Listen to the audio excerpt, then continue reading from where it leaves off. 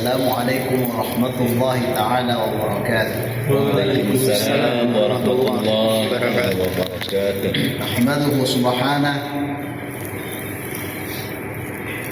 hamda ibadihi dzakirin wasyakirin wa nusalli wa nusallimu ala sayyidina wa maulana wa habibina Muhammad sallallahu alaihi wasallam wa ala alihi thayyibin at-tahirin wa ala kulli sahabati ajma'in wa man tabi'ahum bi ihsanin ila yaumina hadha. Qala subhanahu al-yawma nakhtimu ala afwahihim wa tukallimuna aydihim wa tashhadu arjuluhum bima kanu yaksibun.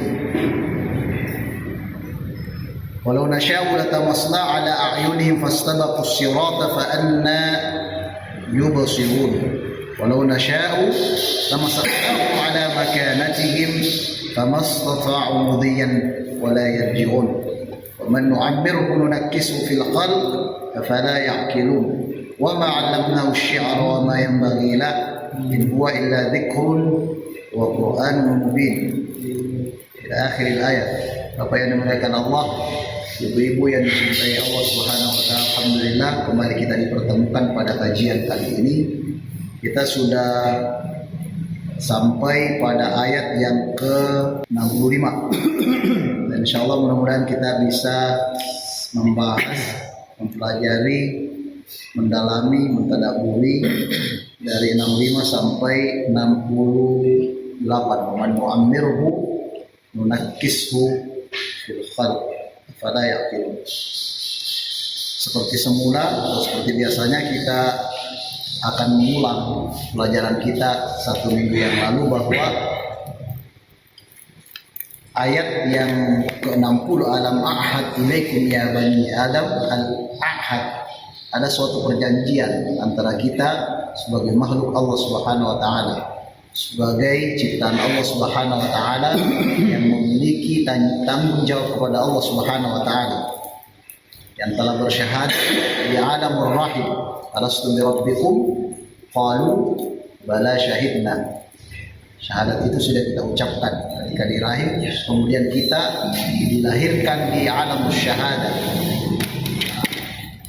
Banyak sekali orang yang melanggar perjanjian itu, perjanjian seorang hamba dengan ma'budnya, perjanjian seorang makhluk dengan khaliknya.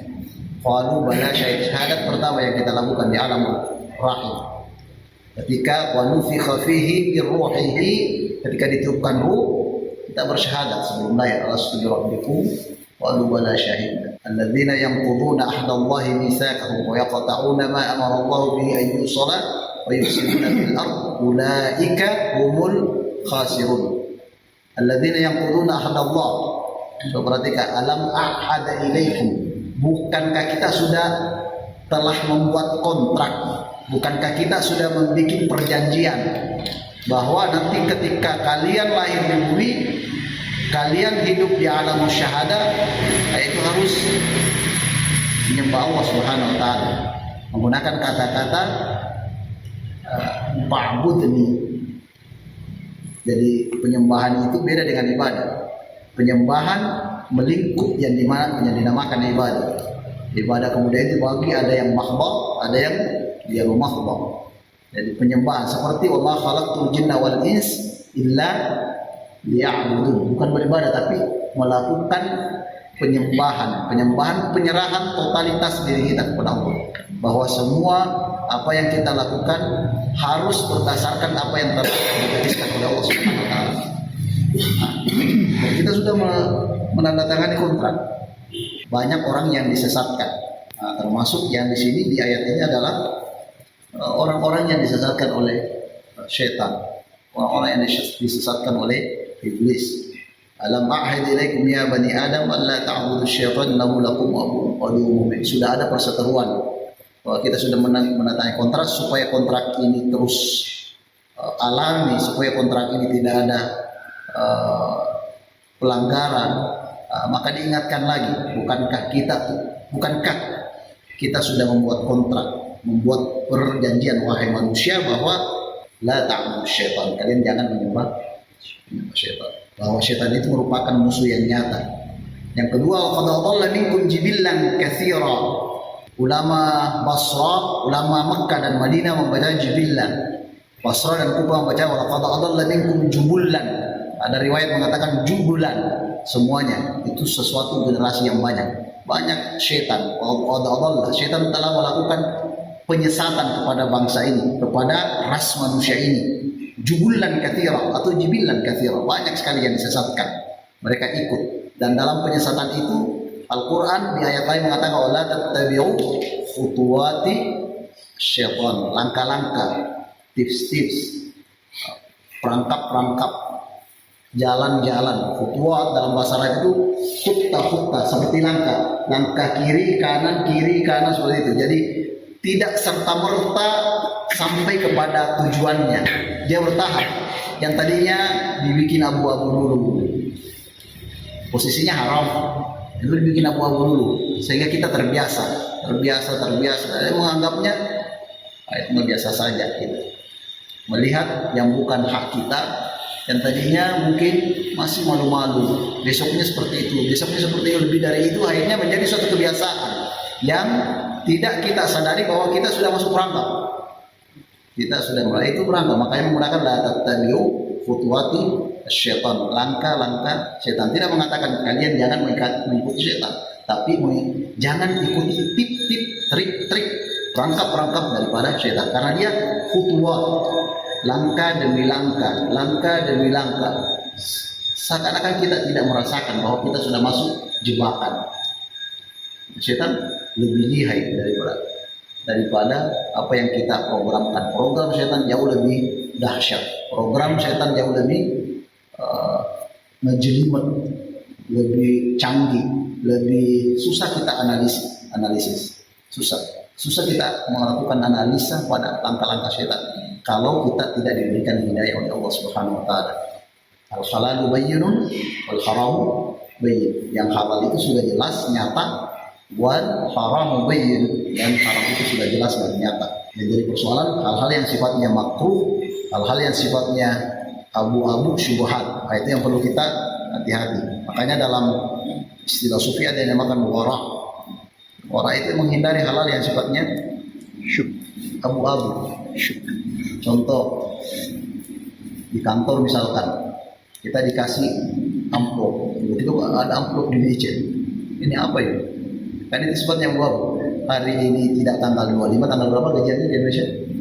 30. Ada yang tanggal 25, ada yang 30. Tiba-tiba di amplop itu ada amplop. Di meja kita tiba-tiba ada amplop. Nggak tahu ini dari mana, tiba-tiba aja. Nah, itu bisa masuk kategori abu-abu. Jadi harus diteliti lagi. Ditelusuri ini untuk apa nih? Jangan-jangan ini korupsi massal. Itu harus diperjelaskan dari mana.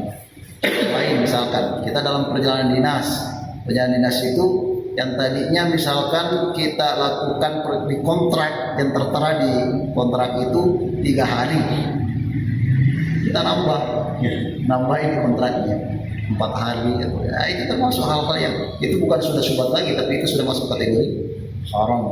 Itu termasuk kategori haram yang betul-betul tidak dibenarkan oleh agama kita. Dan akhirnya karena sudah terbiasa di kelompok itu, terbiasa di ruang kerja itu, terbiasa di komunitas pekerjaan itu, misalkan big boss boy kayak gitu, ada sebetulnya big boss, artinya ditutupi. Nah, itu namanya khutwah yang tadinya haram dijadikan abu-abu, itu langkah syaitan. Baik, Bapak yang dimuliakan Allah, sekarang kita masuk pada ayat yang ke-65. Al-yawma nakhtimu ala afwahihim wa tukallimuna aydihim wa tashhadu arjuluhum bima kanu yaksibun. Pada hari itu, pada hari itu. Maksudnya hari apa nih?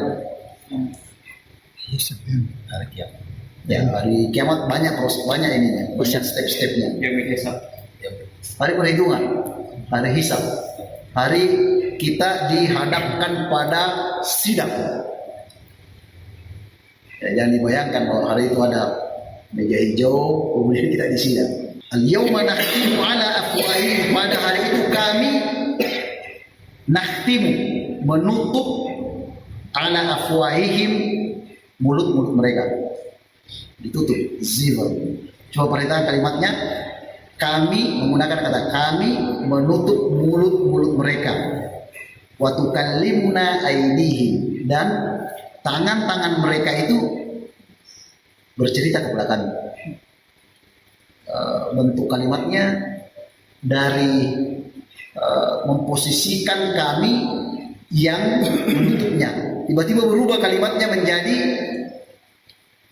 mereka yang berbicara ke kami. Perhatikan, seharusnya kata-katanya kami menutup mulutnya dan kemudian kami meminta tangannya berbicara kepada kami dan kami meminta kakinya menjadi saksi kepada kami. Itu kalimat yang normal. Tapi coba perhatikan, ada hikmah yang Allah berikan ketika perubahan dari kata-kata kami, kemudian tiba-tiba yang kami tadi minta ini berubah menjadi mereka yang berbicara secara langsung. Sebelum kita jelaskan kata-kata nakhtim. Khatamallahu ala qulubihim. Kami sini siapa? Allah, malaikat. Sudah dijelaskan kan, kami itu kadang-kadang berarti kami ta'zim untuk pengagungan kepada Allah Subhanahu wa taala, atau kadang-kadang Allah dan malaikatnya. Allah dan kami di sini kadang-kadang Allah, kemudian kedua pendapat yang kadang-kadang Allah dan malaikat. Allah dan malaikatnya. Al-yawma, pada hari ini, hari pembalasan ini, hari ad-din, maliki yaumid din, perhitungan. Hari perhitungan ini kami tutup mulut mereka.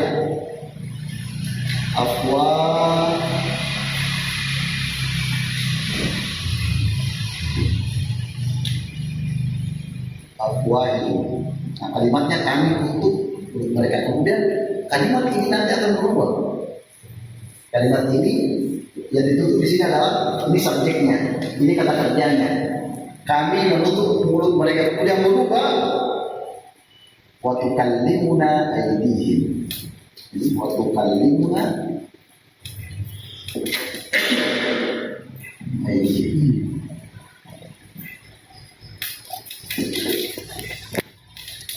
Dan tangan-tangan mereka yang masuk ke hadapan, mereka yang disesatkan oleh syaitan yang tadi, laqad adalla minkum jibulan katsiran. Mereka yang tersesat tadi ini, yang tersesat adalah orang-orang kafir dan orang-orang munafik. Orang-orang kafir dan orang-orang munafik ditutup mulut mereka. Berarti di sini tidak termasuk orang-orang muslim, tidak termasuk di sini orang. Dalam sebuah riwayat dari Abu Musa al-Asy'ari, sahabat Sayyidina Rasulullah SAW, beliau mengatakan, dalam riwayat dikatakan pada hari ini, nanti ketika Allah Subhanahu wa taala memanggil semua orang yang beriman, dihadapkan kepada Allah Subhanahu wa taala di persidangan agung itu, dimintai mereka, kamu melakukan seperti ini.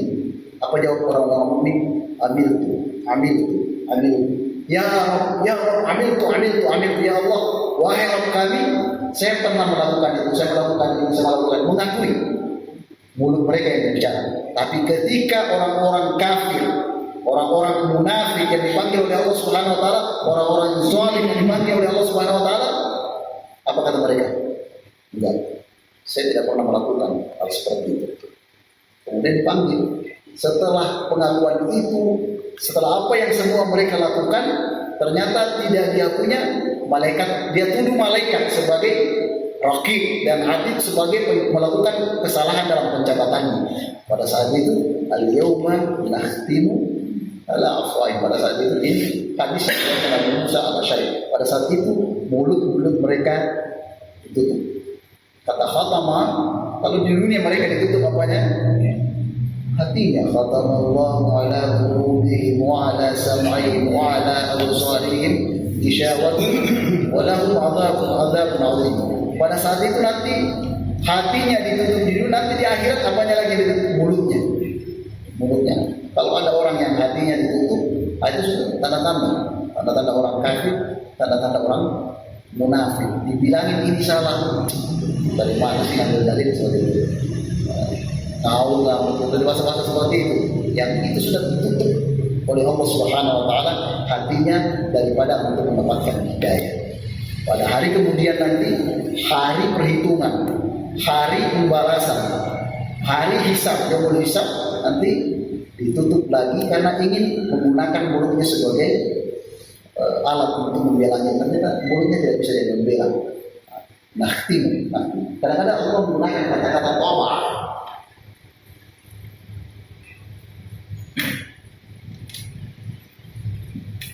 Tawa sama menutup, menjadikan hatinya tidak bisa menerima hidayah. Al-Quran menggunakan kadang-kadang menggunakan kata khatama, nakhtim dari kata khatama. Khatama menutup, nakhtimu ini asal katanya. Khatama, khatama Allah telah ditutup dari bentuknya lalu. Kemudian ini namanya past tense, pas. Kemudian nakhtimu, asal katanya khatama, nakhtimu. Ini merupakan sosok yang menutupnya. Kata merupakan kata kerjaan. Hari ini kami tutup mulut mereka. Yang maksud dengan mereka di sini adalah orang-orang jumlah kathir, orang-orang yang disesatkan oleh syaitan. Itu yang mereka yang ditutup, bukan orang mukmin. Berdasarkan hadis yang diriwayatkan oleh Abu Musa al-Asy'ari. Kita orang-orang mukmin yang beriman kepada Allah, yang penting jangan ada di hati kita kemunafikan. Insya Allah tidak bisa bersaksi dengan mulut kita. Bahkan kita mengambil ketika ditanya oleh Allah Subhanahu Wa Taala.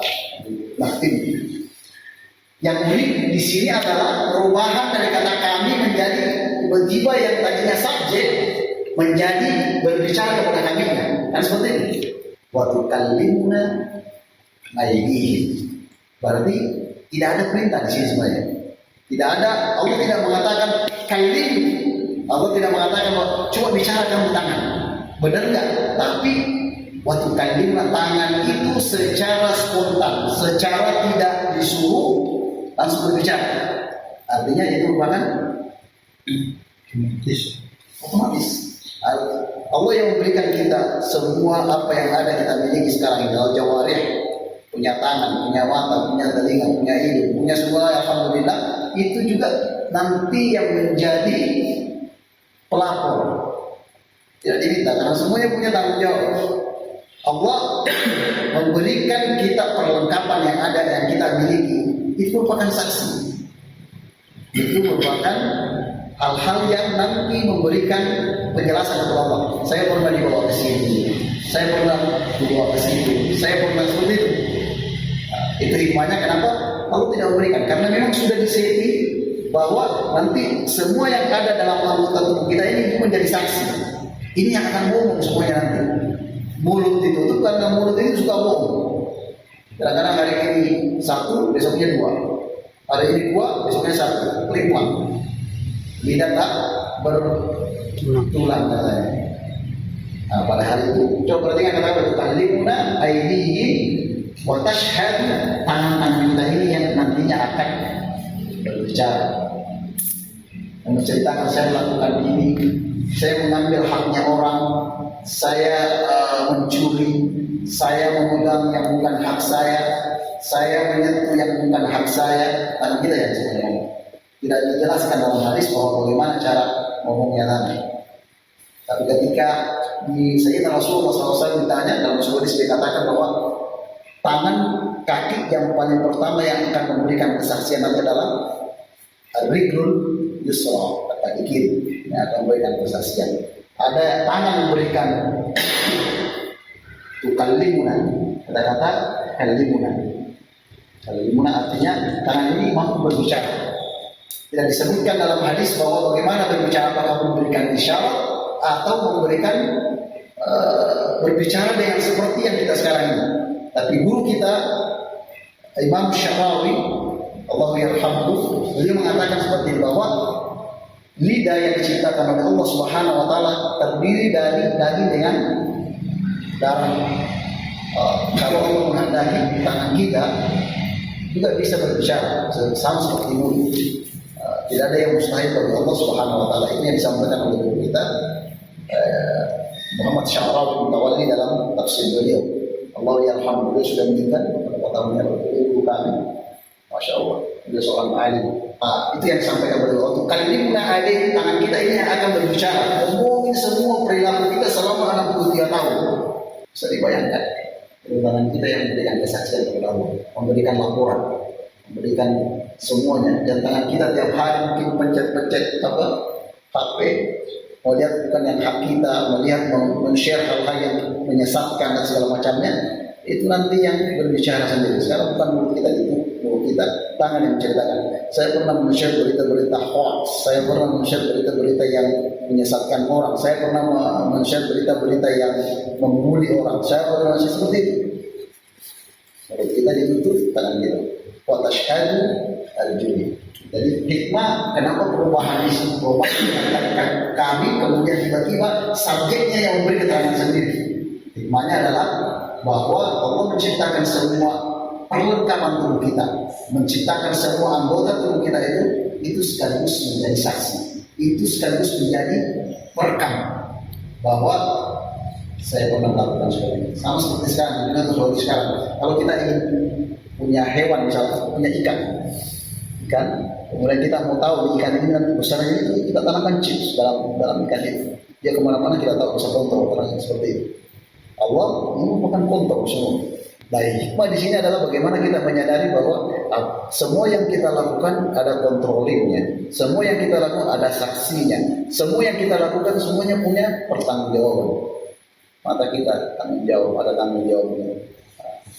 Ketika ulama kita ditanya kenapa yang dicatat di sini tangan dengan kaki, karena ini merupakan sumber daripada kegiatan kita, sumber daripada aksi kita.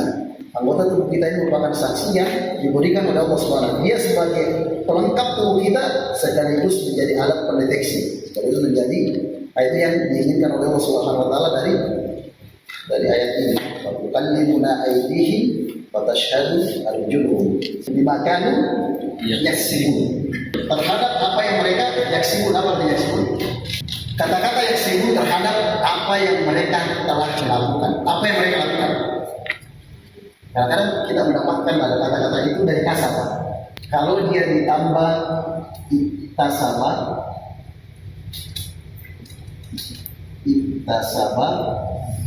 dia suatu pekerjaan yang ini kasabah yang ringan. Yaksibun, kata-kata yaksibun dimakan yaksibun. Nanti akan kita ketemu kira-kira apa maksudnya Allah menggunakan kata-kata yaksibun di sini. Ini asal katanya kasabah. Artinya ketika kita menjumpai kata-kata kasab dalam Al-Quran, itu menjadikan sesuatu usaha yang kita lakukan sudah biasa. Misalkan kasbul mal, mencari harta, memperoleh harta, itu menggunakan kata-kata kasbul. Tapi kalau kata-kata iktasabah itu sesuatu yang sulit. Kalau kita dapatkan kata-kata tambahan dari kata-kata dasarnya kasabah, kemudian dapati tambahan ta atau tasydid, rumusnya ta atau tasydid, itu menandakan sesuatu yang sangat sulit kita lakukan. Ada tingkatan kesulitan di sini. Kasabah normal, yang kedua biasa, sudah terbiasa. Iktasabah artinya sesuatu yang sulit kita jangkau, sulit kita lakukan. Sama seperti dalam surah Al-Kahfi, famasta'u ay yazharu wa mastata'u lahu naqaba. Famasta'u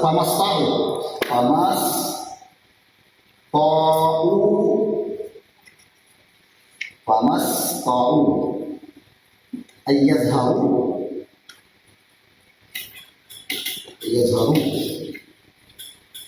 wa mastata'u pakai tak, wa mastata'u ini taknya ta'u lahu naqaba.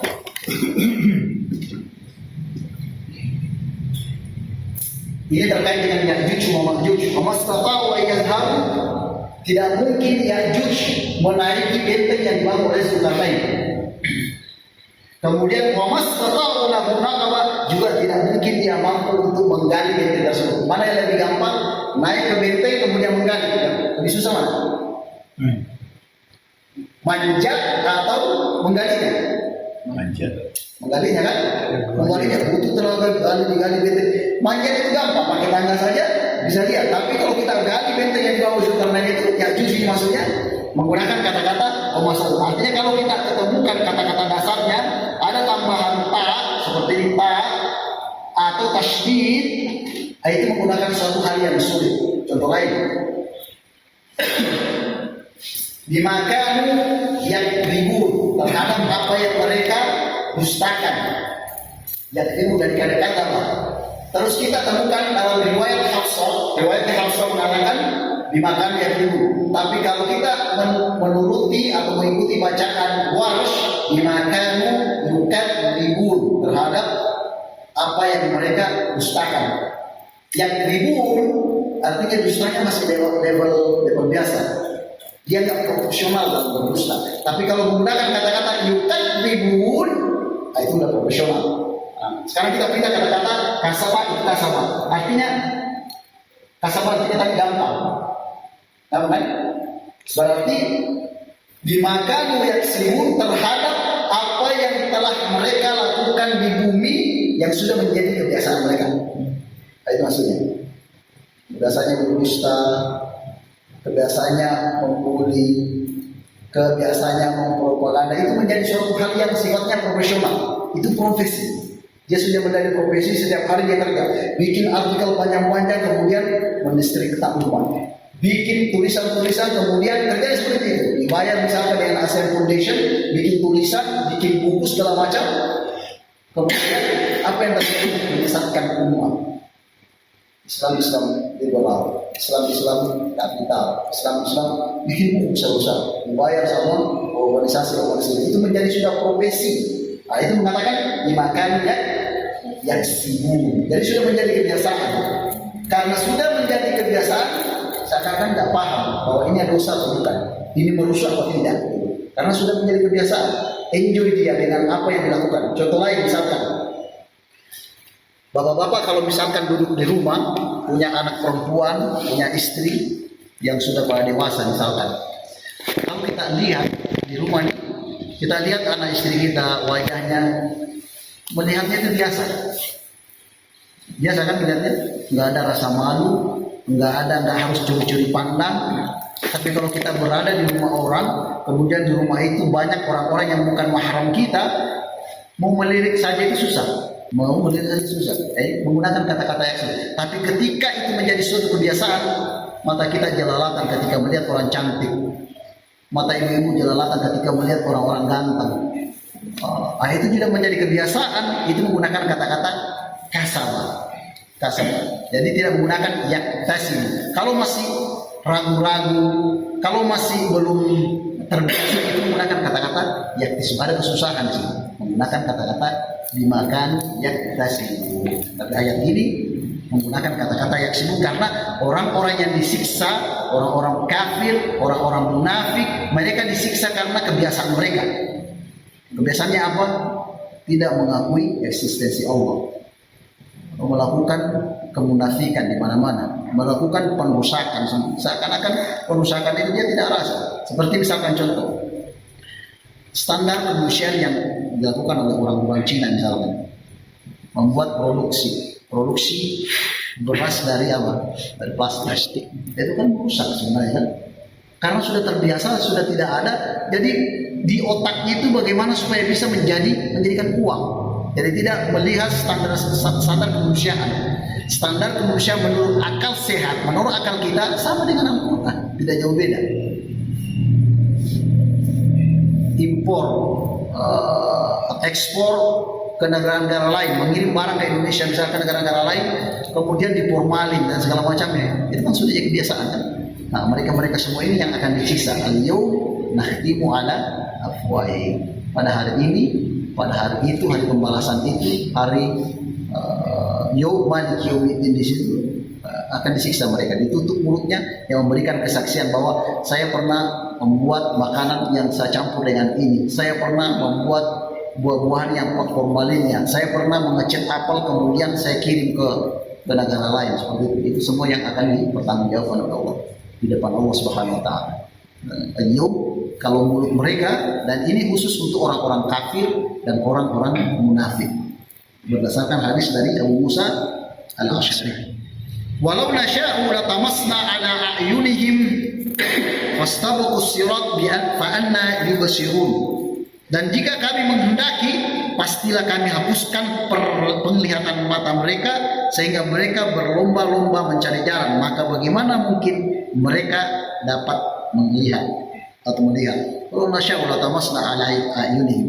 Kalau kami menghendaki, kata Allah Subhanahu wa taala, latamasna ala a'yun, tamasa, menghilangkan, mencabut, mengangkat a'yunihim, mata siapa di sini?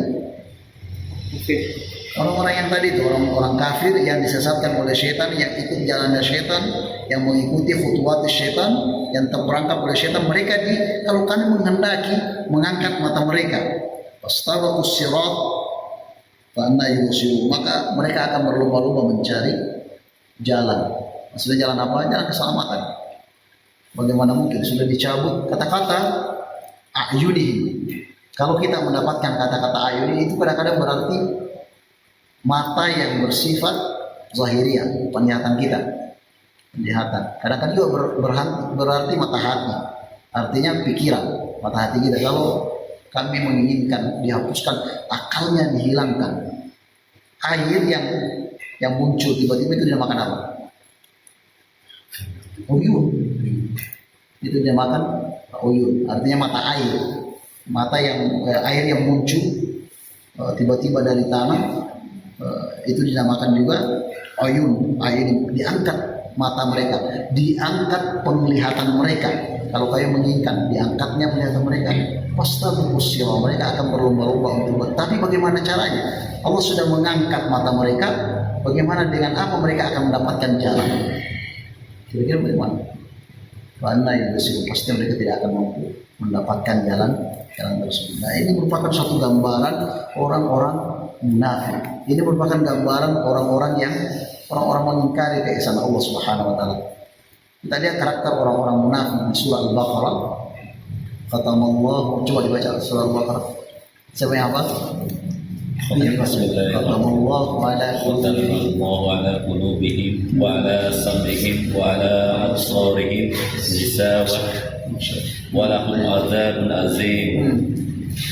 ومن الناس من يقول آمنا ومن الناس من يقول آمنا بالله ومن الناس من يقول آمنا بالله وباليوم الآخر وما هم بمؤمنين. ومن الناس, dan sebagian mereka yang terkait dengan orang-orang munafik. ومن الناس من يقول آمنا بالله, dan sebagian mereka berkata bahwa kami beriman kepada Allah wal yaumil akhir, dan hari kemudian, وما هم بمؤمنين. Yukhadi'una Allah wal ladzina amanu wa ma yakhda'una illa anfusahum wa ma yash'urun. Mereka mengolok-olokkan Allah, padahal sebenarnya mereka mengolok itu gambaran orang-orang yang sudah walau nasya'u la tamasna a'yunihim. Dia sudah tidak bisa membedakan mana yang baik dan mana yang buruk. Dia tidak bisa, kebaikan itu kan standarnya universal. Kebaikan standarnya dari dulu, kalau misalkan di zaman Sayyidina Rasulullah itu baik, sampai kita meninggal itu baik, tidak mungkin berubah. Standar sifatnya universal. Dan orang-orang kafir dan orang-orang munafik sudah dihilangkan. Walau nasya'u latamasna a'yunuhum. Pemikiran mereka, mata mereka sudah, sehingga tidak bisa membedakan ini yang baik dan ini yang buruk. Kenapa? Sudah ditutup. Khatamallahu ala qulubihim wa ala sam'ihim. Fi qulubihim maradun wa zadahumullahu marad. Di hatinya ada penyakit. Wa zadahumullahu marad, dan Allah menambahkan penyakit itu. Walahum adzabun alim bima kanu yakdzibun. Ini kata-kata yakdzibun karena dia sudah terbiasa yakdzibun. Kalau yukadzibun, riwayatnya Warsh, fi qulubihim maradun fa zadahumullahu marada walahum adzabun alim bima kanu yukadzibun. Coba perhatikan, ini berkaitan dengan masalah kehidupan. Wa idza qila lahum la tufsidu fil ardh. Kalau dikatakan kepada mereka la tufsidu fil ardh, qalu innama nahnu muslihun. Kami ini bukan merusak, bro. Ini kita melakukan kebaikan. Kami membangun sana sini, infrastruktur, masya Allah, jalan semuanya. Nahnu muslihun. Itu menurut versinya dia. tapi dari kacamata Allah, dari kacamata Islam, dari kacamata agama. Tidak mungkin ada perkataan kalian jangan rusak ya, kalau memang tidak melakukan kerusakan.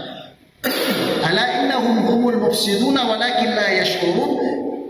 Sudah tidak ada rasa, diangkat tadi walau nasya'u latamasna a'yunihim astagfirus sirat. Sudah diangkat rasa itu, sense untuk akan mengakui dirinya bahwa saya salah itu sudah tidak ada.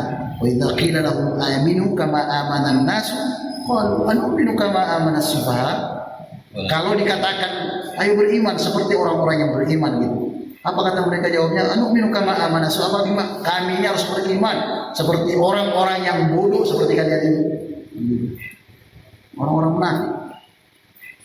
Lidzalika alladziina aamanu, dan tipologinya kalau dia berkumpul dengan kita, oke, kita sama-sama bro, kita sama-sama gitu.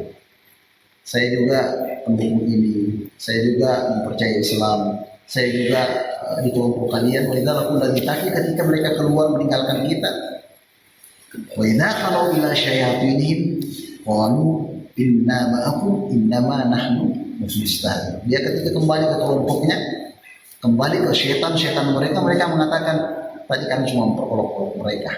Apa jawaban Allah? Allahu yastahzi'u bihim wa yamudduhum fi bayanihim ya'lamun. Allah sebenarnya yang mengolok, menjadikan dia atau memperolok-olok mereka. Itu gambaran orang munafik. Pada di ayat di surah Yasin 66 mengatakan walau nasya'u latamasna a'yun. Kita termasuk diangkat, dihilangkan, dihapus. Itu sudah ada, tidak ada sama sekali, tidak bisa membedakan mana yang baik, mana yang buruk. Barometer berpikirnya materi, barometer berpikirnya semuanya taklid buta, nggak ada yang sesuai dengan ajaran Islam. Ukurannya apa yang dikatakan big boss, itu yang kita lakukan.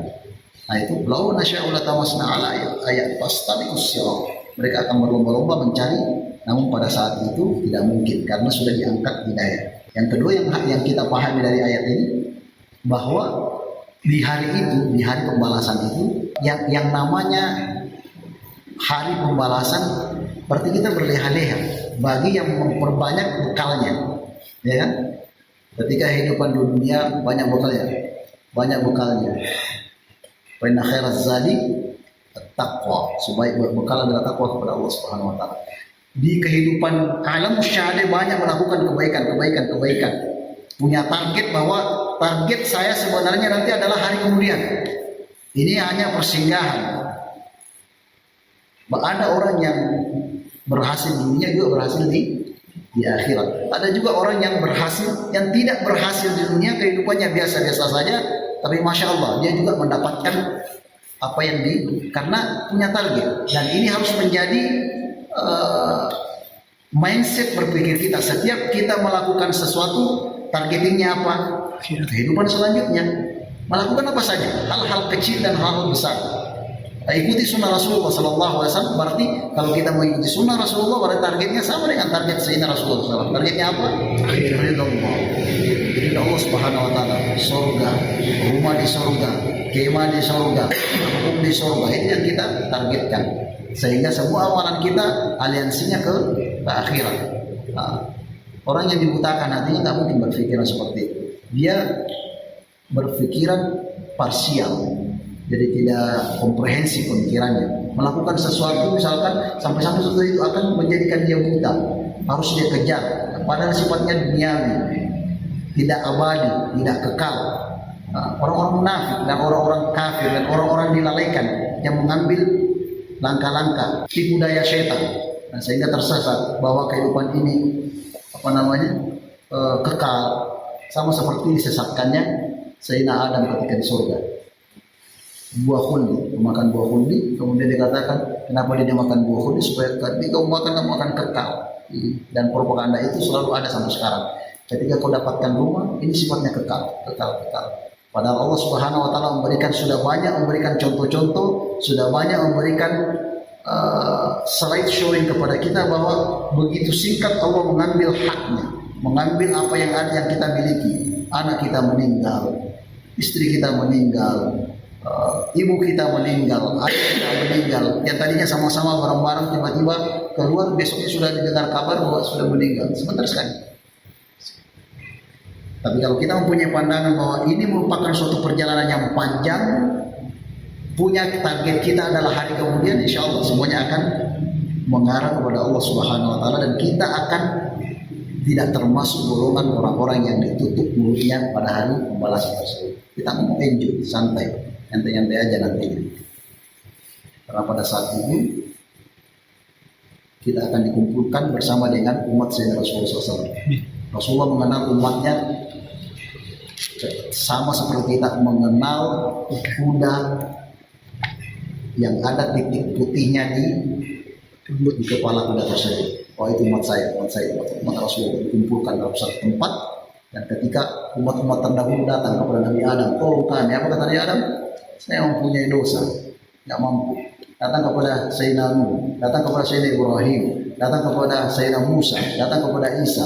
Tidak ada yang mampu memberikan syafaat, tidak ada yang mampu memberikan pertolongan. Dan pada saat itu dalam sebuah riwayat dikatakan bahwa saking panasnya matahari, ini gambarannya, bukan seperti yang kita lihat, yang kita jangan berimage.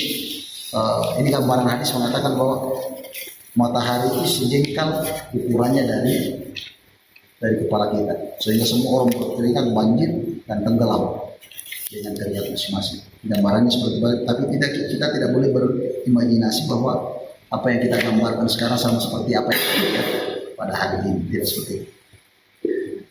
Walau nasya'u lamasakhnahum ala makanatihim famastata'u mudiyan wa la yarji'un. Dan jika kami menghendaki, pastilah kami ubah bentuk mereka di tempat mereka berada, sehingga mereka tidak sanggup berjalan lagi dan juga tidak sanggup kembali. Innalillahi wa inna ilaihi raji'un. Jadi yang tadinya mempunyai tangan, kemudian mempunyai kaki, ketika Allah Subhanahu Wa Taala menghendaki, dia tidak akan bisa kembali, dia tidak akan bisa berjalan kemana-mana pada hari pembalasan tersebut. Wa ja'alna min baini aydihim sadda min khalfihim sadda al-shainahu wa hum la ilaha. Bagaimana bisa orang yang sudah disiksa seperti itu, depan belakang kiri kanan mendong aja susah karena sudah disiksa karena perilaku mereka. Ini pasal daripada pencatatan amal, pasal daripada persidangan, bahwa yang lulus dalam persidangan ini akan masuk ke sini. Wamtazul yawma ayyuhal mujrimun, dipilih. Berarti kontazul yawma, setelah dipilih kemudian disidangkan. Yang disidangkan di sini adalah orang-orang kafir dan orang munafik. Adapun orang-orang yang beriman, mereka sudah aman posisinya.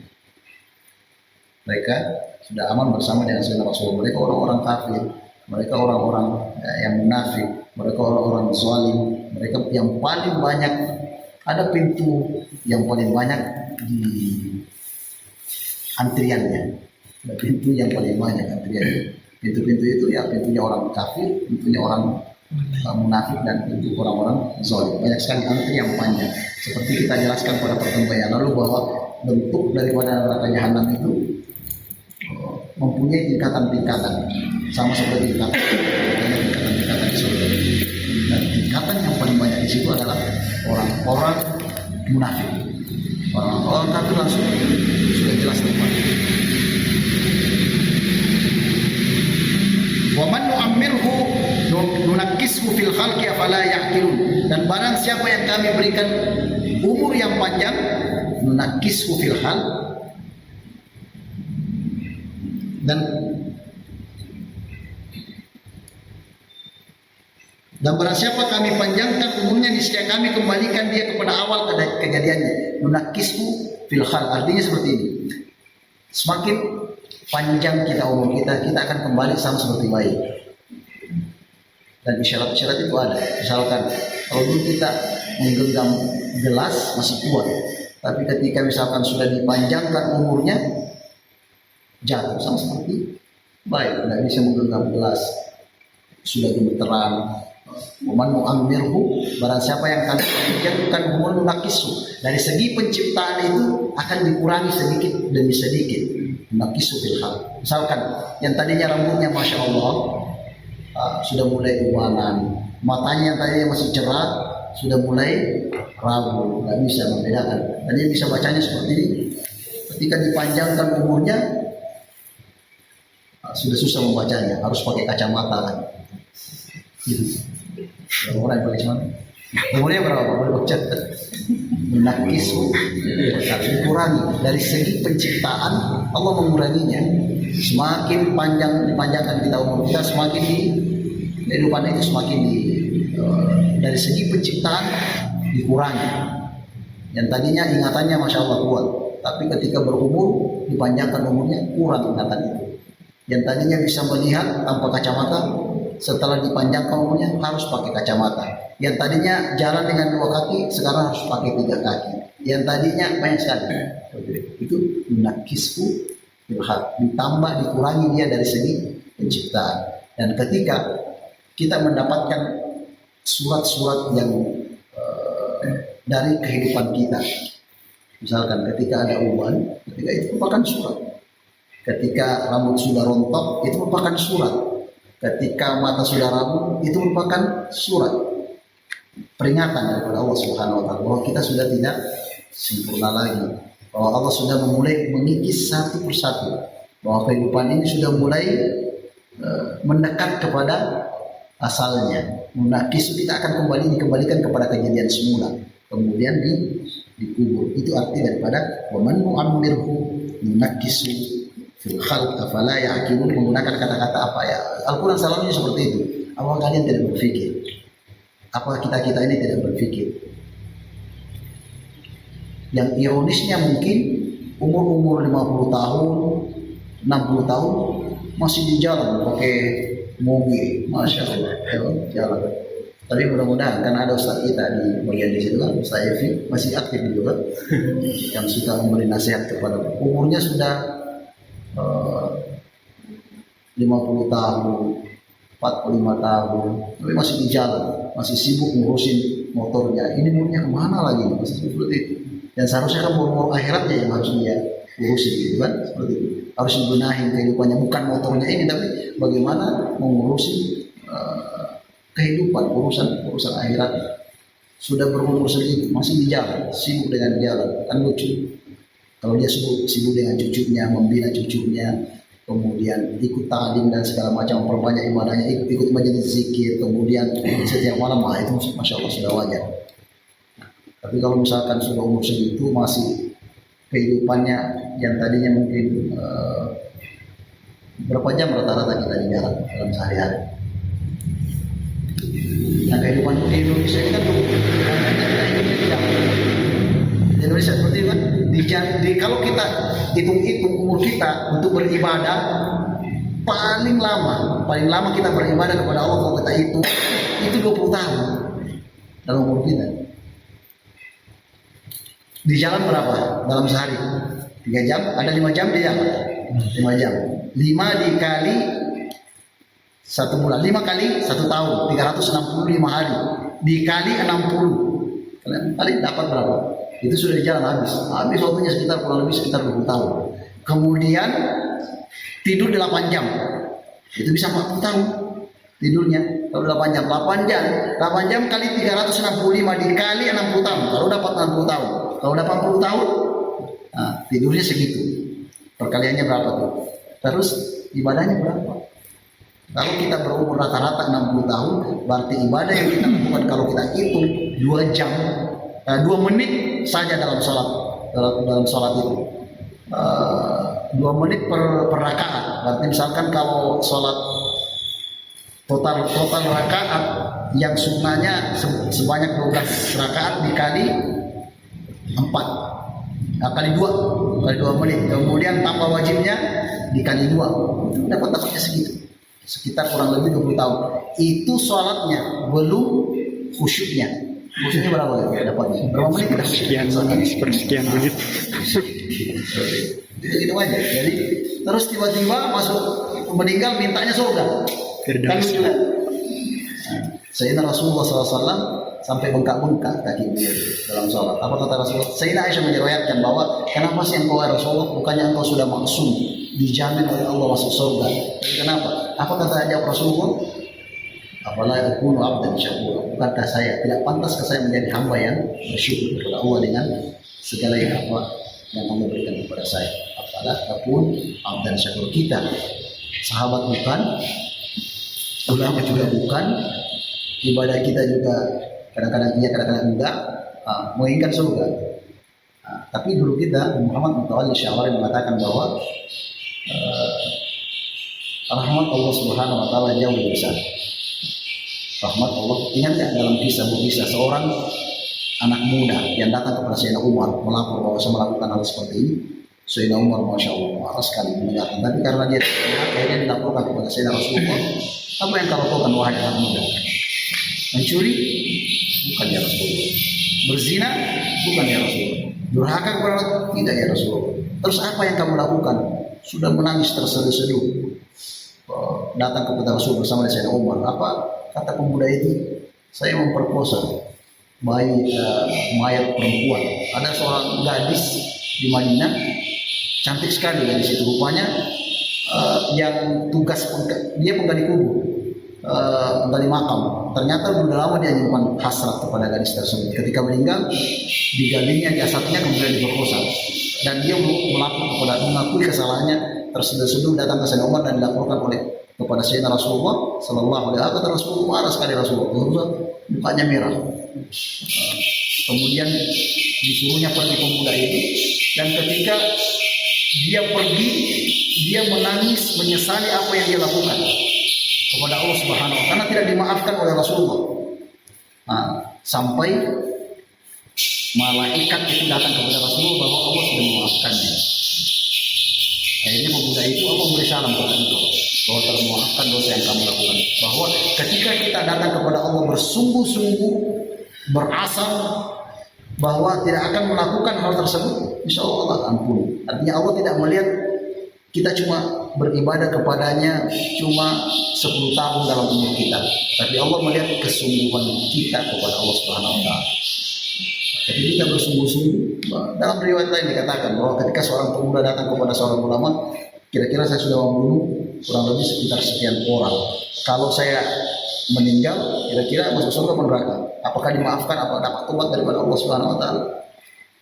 Apa yang disampaikan? Tidak. Ulama terakhir yang didatangi, dia diperintahkannya, dianjurkan datang kamu ke masjid, bertobat kepada Allah.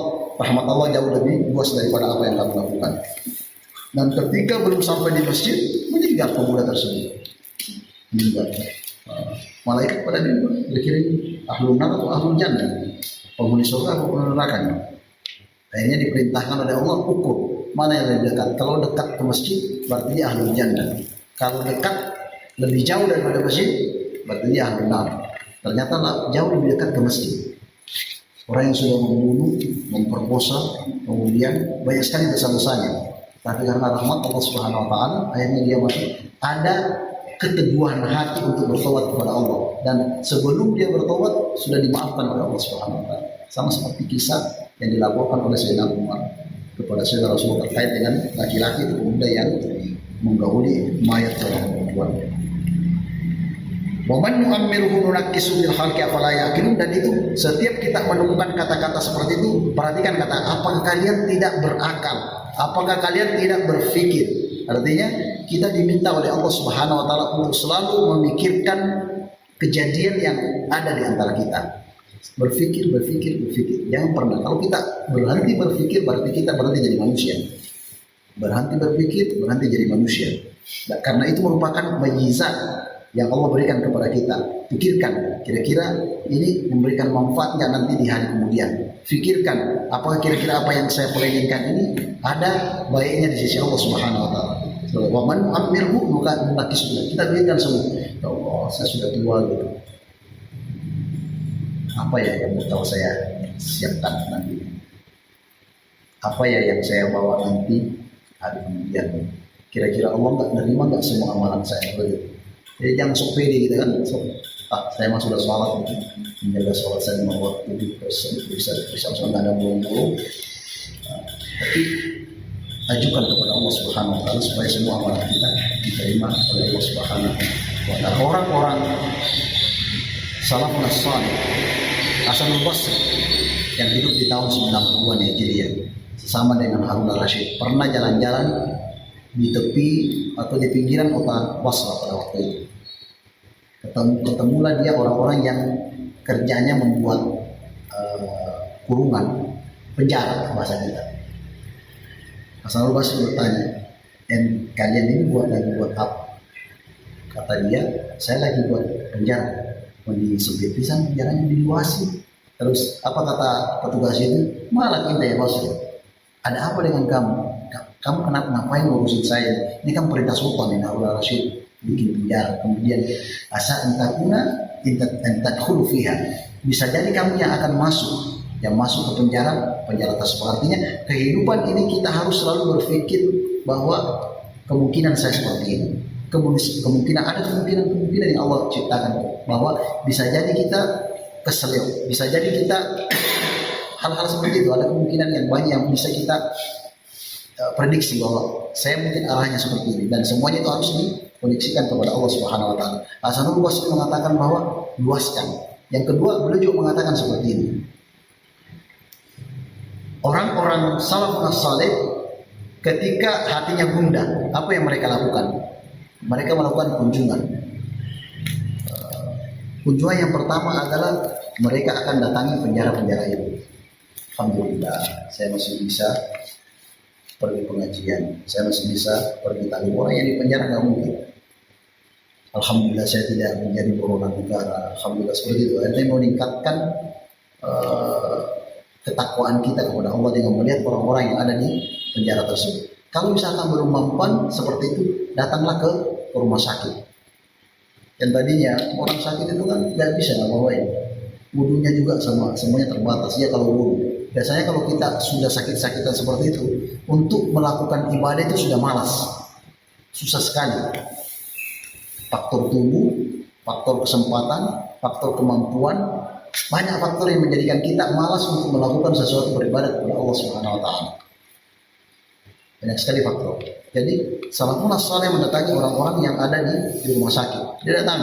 Alhamdulillah banyak orang yang di rumah sakit. Kalau kita orang lihat yang pernah penyakit gula, kakinya besar, kita harus bersyukur bahwa Allah memberikan kita kesehatan sampai sekarang, dan kita jadikan kesehatan itu lebih meningkatkan ibadah kita kepada Allah Subhanahu Wa Taala.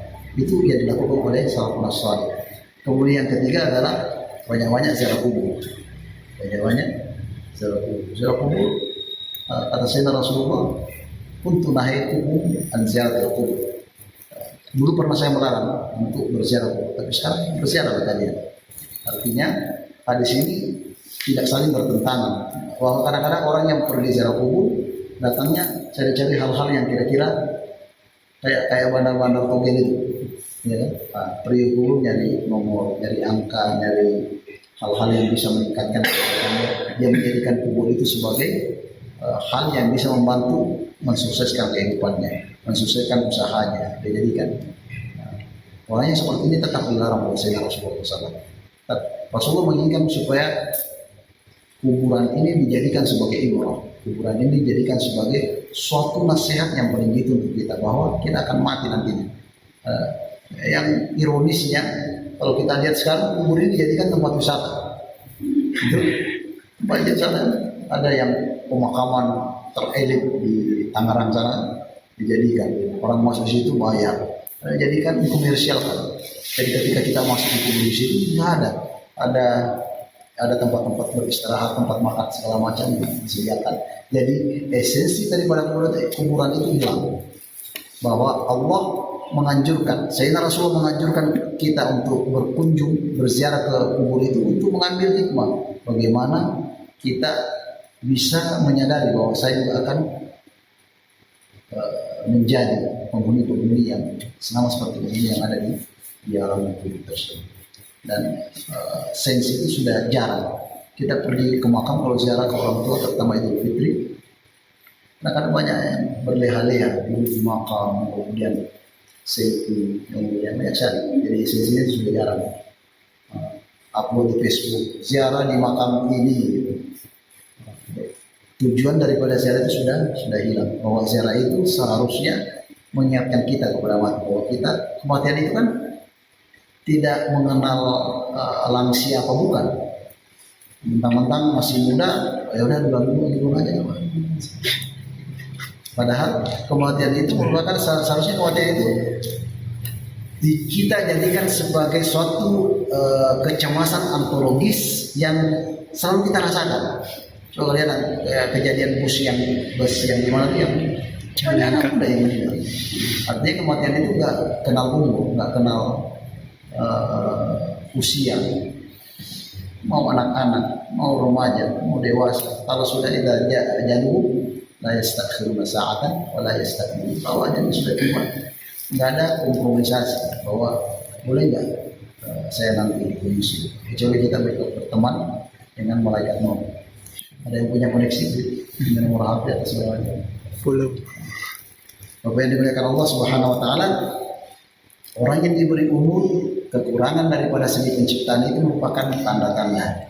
Man mu'ammirhu kisru fil khalqi dan itu harus kita pikirkan. Semakin kita berumur, semakin harus kita pikirkan bahwa kira-kira apa yang saya persiapkan untuk bekal kehidupan selanjutnya.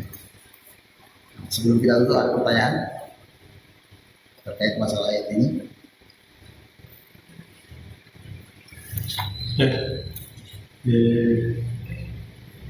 Ya kalau pandangan saya berarti nanti kita tuh yang dituntut itu sebetulnya bukannya jasmani kita ya, tapi roh kita kan. Jadi nanti yang dituntut itu bukan sepandai yang terlihat sekarang, tapi roh yang akan menerima siksa tuntutan yang aman itu. Tapi ketika nanti kita dibangkitkan, berarti roh kita dimasukkan lagi ke dalam jasmani. Dan roh itu akan merasakan panasnya siksa neraka karena adanya jasmani. Jadi sesungguhnya kita diminta bertanggung jawab juga roh itu. Roh dia yang inti dalam tubuh kita. Roh kita itu yang bertanggung jawabkan. Jasmani merupakan alat. Tapi ketika hari kebangkitan ini dua-duanya karena dia senyawa. Ketika hari kebangkitan dikembalikan roh itu, bahkan sebelum hari kebangkitan roh itu akan dikembalikan ke jasad. Beberapa menit seseorang sudah meninggalkan pemakaman, roh itu sudah dikembalikan dan ditanya satu pertanyaan yang paling unggul dan sudah viral. Bukan. Sudah bocor pertanyaannya. Pertanyaan cuma satu. Bagaimana pandangan tentang Muhammad? Kalau sudah jawab itu, udah pergi malaikatnya. Muhammad adalah utusan Allah dan dia menyampaikan hal-hal yang baik. Dia menyampaikan seperti itu aja. Ada riwayat lain mengatakan bahwa buka, nabiyuka, ada riwayat lain. Tapi riwayat yang bagaimana pendapat Anda tentang Muhammad? Setelah kita menjawab, ketika Muhammad ini seperti ini, seperti kita jelaskan, itu muncul dari mana jawaban itu? Dari semua jawaban yang akan muncul, itu muncul daripada luar atau alam bawah sadar kita. Atau bahasa kita mungkin refleksi juga. Kadang-kadang kita refleks kan, contoh kecil yang refleks ini terkait dengan gerakan refleks. Orang yang berempat, berlima, biasanya ada lemari besi di rumah, itu nggak bisa ngangkat, berempat, berlima orang. Tapi ketika kebakaran, satu orang bisa refleks bahwa dia punya kekuatan. Orang yang misalkan menjadikan Al-Quran jadi refleks, tiba-tiba misalkan bangun dari tidur, coba sambung ya karena itu refleks. Bacaan kita Al-Fatihah itu sudah refleks namanya. Alhamdulillah, kita mau diapain saya pasti apa, mau dijungkir balik, mau diapa pasti apa. Betul? Al-Fatihah itu refleks. Alam bawah sadar kita yang membaca Al-Fatihah itu alam bawah sadar kita, kemudian dikeluarkan oleh suara kita. Dan yang menjawab nanti ketika ditanya bagaimana pandangan tentang Muhammad adalah alam bawah sadar kita. Menjawab bahwa Muhammad menyampaikan apa yang telah diperintahkan oleh Allah Subhanahu wa taala. Muhammad adalah nabi kami. Sudah selesai. Tapi ketika ditanya kita tidak bisa menjawab pertanyaan mereka itu, baru profesi. dalam riwayat dikatakan seperti bahwa orang-orang kafir tidak mungkin menjawab karena dia mengingkari tentang Muhammad, mengingkari tentang kerasulannya, mengingkari Al-Quran sebagai kitab suci, mengingkari ini terkait dengan orang-orang yang hidup setelah kerasulan dan kenabian Sayyidina Rasulullah SAW. Adapun ahlul fatrah, kemudian orang-orang sebelum Sayyidina Rasulullah SAW itu pertanyaan yang lain. Tapi yang ditanyakan oleh umat Sayyidina Rasulullah, bagaimana pandangan tentang Muhammad setelah kenabian dan kerasulan itu, masa kenabian dan kerasulan sudah berlaku. Yang ditanyakan bagaimana pandangan tentang Muhammad. Setelah kita jawab, mereka tidak pergi. Roh itu akan dikembalikan. Dan hari kemudian ketika nafkhatul ula dimatikan semuanya, nafkhatul ula dimatikan. Kemudian trompet yang kedua dibangkitkan. Dalam riwayat kemarin kita pelajari bahwa ada 3 nafkah. Tiupan yang pertama adalah tiupan peringatan. Semuanya adalah dulu. Ini apa ya? Kemudian tiupan Israfil meniupkan lagi, kemudian semuanya dimatikan semua. Nah, setelah itu dibangkitkan. Di mana kita dibangkitkan? Syam. Di negeri Syam. Kata Sayyidina Rasulullah, ha huna tantashirun, ha huna tantashirun, ha huna hatafsyarun. Kalian akan dikumpulkan di sana nanti di negeri Syam. Artinya kita jangan punya pemikiran negeri Syam yang sampai itu dikumpulkan manusia dari zaman Sayyidina Adam. Allah mampu memanjangkan, melebarkan dan segala macamnya. Tapi tempatnya adalah negeri Syam seperti yang disampaikan Rasul. Yang dibangkitkan di situ adalah tiupan yang ketiga. Kalau kita mengikuti riwayat yang tadi, ada yang mengatakan 2 tiupan, ruh dengan jasad kita, dikembalikan jasadnya. Dan hari Jumat nanti, yang ketika pembalasan nanti, yang ditanyakan semua antara ruh dengan jasad, antara ruh, tapi yang merasakannya adalah roh kita.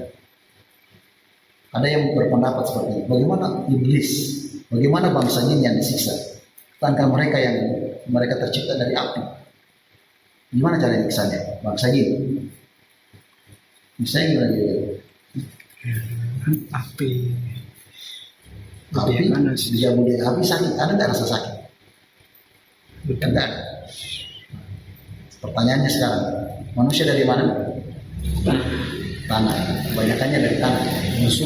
Unsur yang paling dominan di kita adalah tanah. Dan yang paling banyak adalah air. Kita dari tanah, tapi ketika ditimpuk dengan tanah, dilempari tanah saja atau tidak?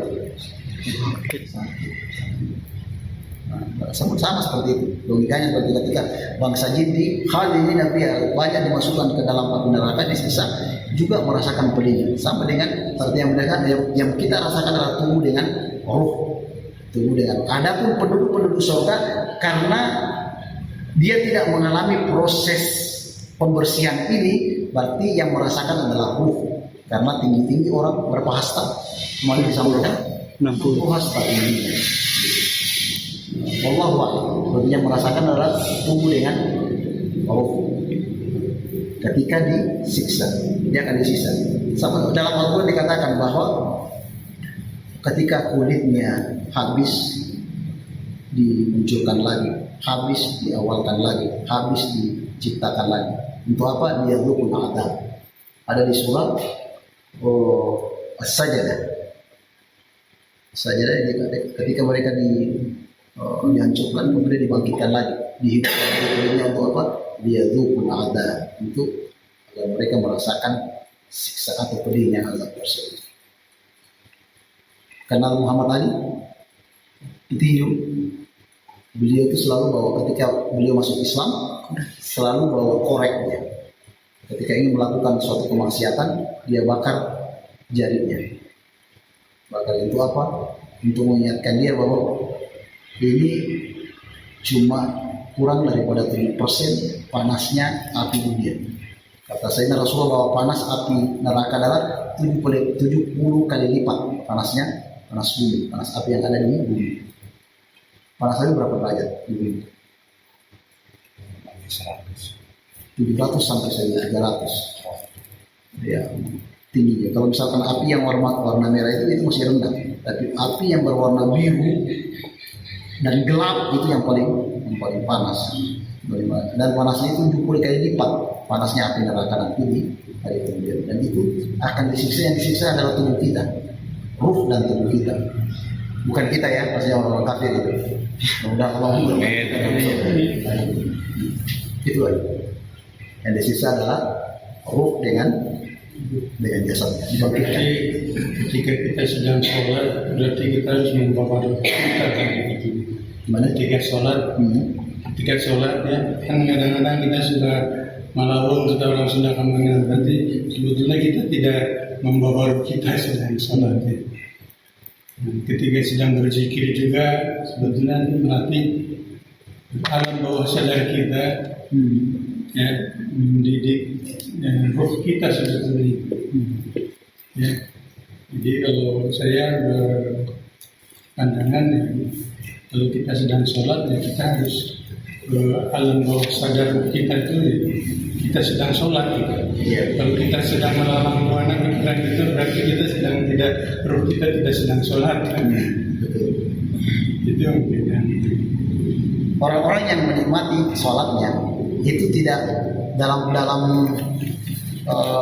riwayat sufi disampaikan bahwa ketika orang play dalam sholatnya, ada play yang sifatnya semu, orang-orang yang mabuk itu juga play. Dia merasakan bahwa masya Allah, jadi omongannya udah ngelantung dan segala macam, nggak bisa dijadikan suatu fakta, nggak bisa dijadikan sebagai dalil. Orang-orang yang mabuk seperti itu play juga, tapi sifatnya semu. Kadang-kadang orang yang mabuk di sini tanya, mas itu yang di atas itu bulan atau matahari? Saya orang baru pak. Play dalam sholat itu bisa ditemukan. Sama seperti para sahabat, ketika misalkan sholat, ketika Sayyidina Ali ketika ditikam oleh Muljam, dia tidak mengatakan jangan dulu dicabut, waktu mau dicabut tombak begini, kan beliau melarang jangan dulu. Dia melaksanakan 2 rakaat baru dicabut. Ada beberapa sahabat yang kena panah misalkan, darahnya netes, kemudian kita lihat tinjauan sufinya, bukan tinjauan fikihnya. Tinjauannya bahwa ketika misalkan mereka sholat, dia tidak rasakan anak panah.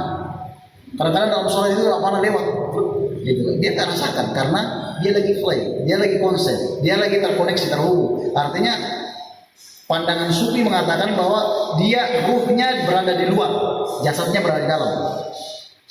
Ruhnya yang meliputi semua jasadnya, kemudian jasadnya berada di dalam. Jadi ketika ditikam, dia tidak akan merasakan karena lagi enjoy, lagi menikmati play-nya, kemudian dan sahabat sampai pada tingkatan tersebut.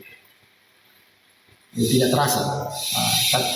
Ketika misalkan ingin dicabut, jangan dulu, biarkan saya sholat 2 rakaat, baru dicabut anak panahnya lengket itu dulu, karena dia tidak akan rasakan pada waktu sholat itu.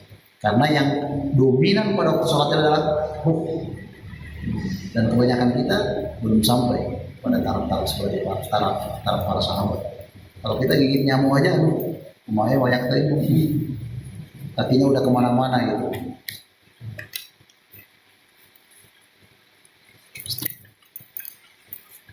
Jadi ketika terkoneksi ruhnya, insya Allah dia nggak merasakan hal-hal yang kira-kira bisa mengganggu jasmaninya. Jadi ruhnya itu yang meliputi tubuhnya. Yang dominan adalah ruhnya, tubuhnya ke dalam, tapi ruhnya yang menyeliputi. Walaupun dalam pandangan kita, pandangannya tetap ruhnya, tetap jasadnya yang di luar. Ya. Tapi pada kondisi tertentu itu terjadi fly bagi orang-orang yang betul-betul menikmati dan mempelajari hal-hal yang bersifat seperti itu, sampai kepada makam para wali, makam para sahabat.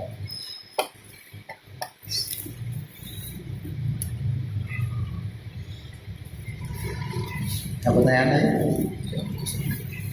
Dalam hal ini Pak Ustadz di ayat ke-68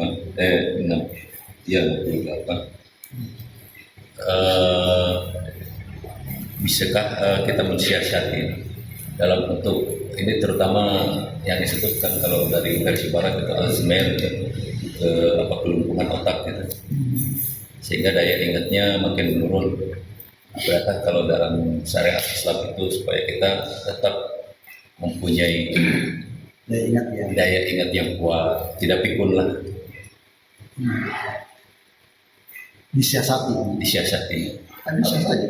Mencegah ketuaan itu kan udah dijelaskan di surat Tin itu bagaimana mencegah proses manula. Di surat Tin dijelaskan kan, dengan undang-undang. Apalagi yang terkait masalah pemikiran. Orang-orang apa istilahnya?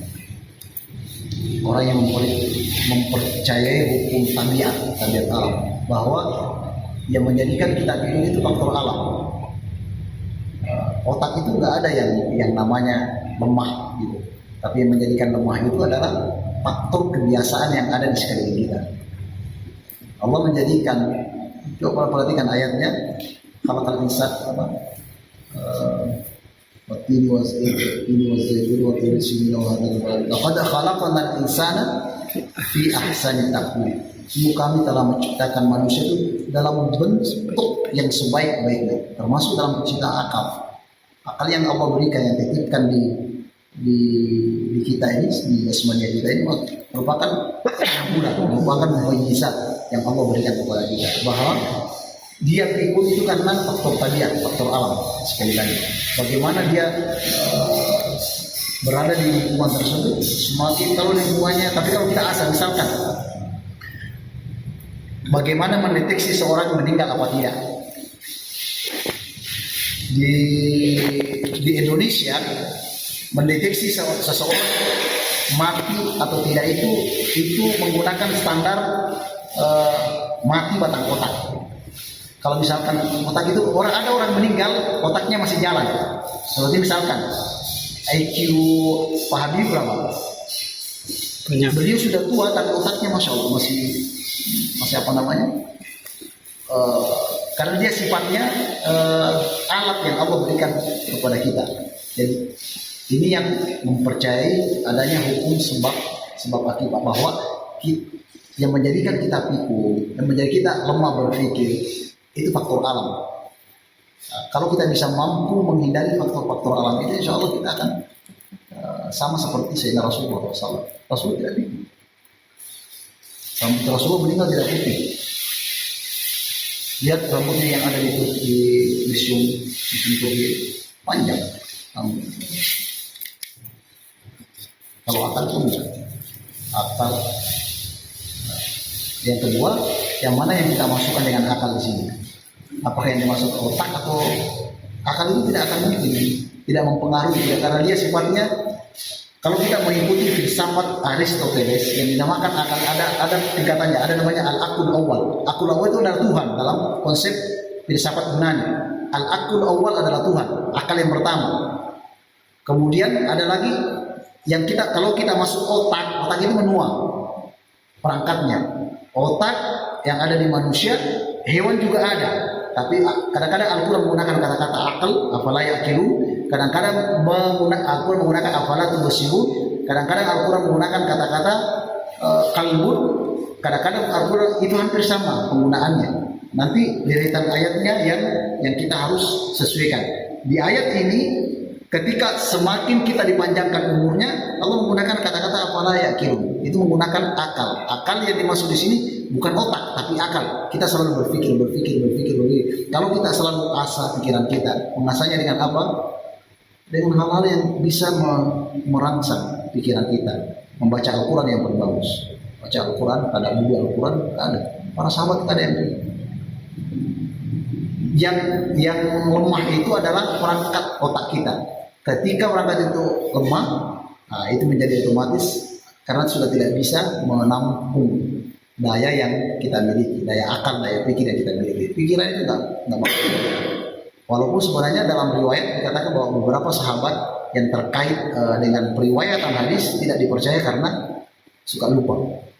Ada riwayat yang mengatakan seperti Anas bin Malik, beliau berumur kurang lebih sekitar 100 tahun. Hafalannya diragukan di akhir-akhir hayat beliau. Abu Tufail dari kalangan sahabat yang paling terakhir meninggal di Mekah juga hafalannya diragukan karena sudah tua, yang menjadikan faktor bahwa otaknya, tapi pemikirannya masih berpikir, artinya bisa membedakan ini yang baik dan ini yang buruk. bisa memprediksikan seperti ini. Dan ketika kita semakin tua, nanti kita rasakan insya Allah. Kalau kita selalu bergelut dengan Al-Quran, karena saya melihat ada orang tua seperti itu, yang selalu memikirkan kehidupan akhirat, kita tidak akan menggunakan akal lagi dalam berpikir, tapi menggunakan basirah. Basirah adalah penglihatan Allah, penglihatan nurani kita. Seperti contohnya misalkan, orang yang menggunakan basirah sebelum hujan sudah tahu akan hujan hari ini. Itu basirah dipakai. Sebelum ada orang meninggal, dia lihat orang, bapak ini akan meninggal hari ini. Diberikan kekuatan oleh Allah. Karena dia sudah berpikir menggunakan, otak sudah nggak jalan, otaknya sudah ini, tapi dia berpindah kepada basirah. Semakin tua, kalau kita bergelut dalam ritme kehidupan seperti ini, ritme ilmu seperti ini, insya Allah berikan pencerahan, Allah berikan istinari, Allah berikan kecerahan hati, ketenangan hati, pencahayaan hati sampai bisa melihat semua kejadian-kejadian dari dirasa, dari ada perbedaan kan akal, insting yang dipunya hewan. Ya sih. Akal ini, akal perangkat otak kita itu menua, tapi kan ketika dia berhubungan dengan akal pemikiran, maksudnya akal pemikiran di sini tidak akan menua. Kenapa kita suka lupa? Itu faktor lingkungan. Tapi kalau otak kita betul, perangkatnya betul, menua. Itu susah mungkin dikurangi kecepatannya mungkin. Sama seperti bagaimana menghindari kulit keriput, kan sudah banyak kering, ya Bu. Udah dapat obatnya. Bagaimana menghindari keriput di wajah gitu. Mata kita yang ada apa namanya yang sini, itu bisa dihilangkan sekarang. Menghilangkan orang yang suka begadang, orang yang suka ini matanya akan kelihatan ada hitam di sini, warna hitam itu plek-plek hitam itu bisa dihilangkan dengan krim. Artinya menghindari ketuaan. Apalagi kalau ke Thailand yang umurnya sudah 50 tahun, masya Allah kayak gadis saja kelihatan. Ternyata make upnya setebal berapa senti? Jempol. Bisa mungkin tidak jadi masalah, dibolehkan untuk menghindar apa namanya mengundur ya, atau bukan mengkontar ketuaan karena itu alami. Dan itu udah jelas ini hukum tabiat, wa man mu'ammirhu nakishu fil khalq, akan dikembalikan ke tanah. Artinya yang tadinya kuat menggenggam sudah nggak kuat lagi. Satu lagi, kan di sini sebutkannya barang siapa yang kami panjangkan umurnya, niscaya kami kembalikan dia kepada kejadiannya. Ya banyak kan orang-orang tua yang di 80 itu sulit kembali kepada anak-anak. Betul. Ya. Itu secara pikir gimana? Ayat ini sebenarnya ingin memberikan suatu pelajaran bagi kita supaya kita memikirkan. Coba perhatikan ayat afala yaqilu, memberikan pelajaran kepada kita bahwa banyak sekali hikmahnya ayat ini. Contoh yang kita angkat misalkan ayat ini sekarang baru muncul di saya ini. Kita jangan suka marah-marahin anak kita. Karena kenapa? Ada suatu masa nanti sama seperti anak kita yang akan jadi membantu kita, anak kita yang akan yang hikmah yang ada di sini. Hikmah yang kedua bahwa kita tidak selamanya kuat, kita tidak selamanya jadi laki-laki yang bisa menjadi tulang punggung keluarga. Kita tidak selamanya, artinya dipelengkan kehidupan itu. Harus dijelaskan bahwa umur saya sekian, saya sudah dapat targetnya ini, dan targetnya harus beraliansi terus. Umur saya sekian harus seperti ini, harus seperti ini, dan punya planning. Bahwa nu'ammirhu munaqisu bil khalqi. Jadi planningnya tepat sasaran dan panjang, jangka panjang. Jadi tidak parsial. Hari ini nggak seperti itu. Sudah jelas bahwa nu'ammirhu munaqisu bil khalqi. Dan ayat ini juga menjadi bukti bahwa Allah memberikan bukti nyata bahwa ayat ini benar. Ketika seorang yang sudah tua sudah kembali ke anak-anak. Waktu dulu anak suka makan ayahnya sendiri, ketika tua ada sebagian orang tua yang makan ayahnya sendiri. Sudah nggak bisa lagi jalan ke toilet. Dulu waktu kecil juga nggak bisa jalan sendiri ke toilet. Ayat masih Manu Amir dikembalikan kepada kejadian asal semula. Nah, ulama kita Tabari mengatakan tanah, kembalikan sama seperti tanah. Dan itu harus dijadikan sebagai suatu motivasi. Apalah yang kita pikirkan dengan berpikir kita bisa mencapai sasaran dari target daripada ayat ini. Semakin kita berpikir, kalau saya masih umur saya sudah 40, ya Allah umur saya sudah 50, ya Allah umur saya sudah, apa yang kita siapkan?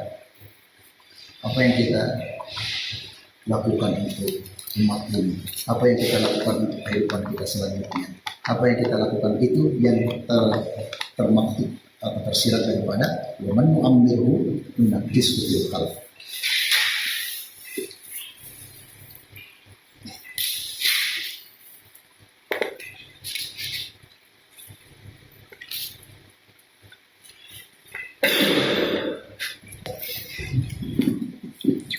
Mulai insyaallah manfaatnya. Allah lihat lebih baik. Assalamualaikum warahmatullahi wabarakatuh. Waalaikumsalam.